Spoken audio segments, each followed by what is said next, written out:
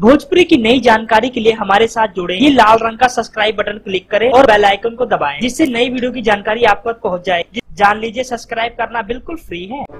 Box office पर धमाल मचाने के लिए सुपरस्टार खेसारी लाल यादव, पवन सिंह, निरहुआ तीनों बरकरार रहते हैं। लेकिन अगर बॉक्स ऑफिस पर सुपर हिट की बात की जाए तो सबसे पहला नंबर आता है निरहुआ जी की। सबसे बड़ी उनकी फिल्म ही बॉक्स ऑफिस पर धमाल मचाती है। दोस्तों, आपको बता देना चाहते हैं, बॉक्स ऑफिस के सुपरस्टार दिनेश लाल यादव निरहुआ की ये बात जानकर आप चौंक जाओगे। जी हाँ दोस्तों, जैसा कि आप लोग जानते हो, दिनेश जी फिलहाल लंदन गए हुए थे और लंदन में उन्होंने हॉलीवुड के सबसे बड़े सुपरस्टार जेम्स बॉन्ड से मिला। जी हाँ दोस्तों, जिनकी फिल्में बॉक्स ऑफिस पर सबसे ज्यादा धमाल मचाती हॉलीवुड की फिल्में, और मिले वहां जाके निरहुआ जी जेम्स बॉन्ड ने, जिससे भोजपुरी इंडस्ट्री में बहुत खुशी की बात छाई हुई है। तो दोस्तों, आपको कैसी लगी स्टोरी?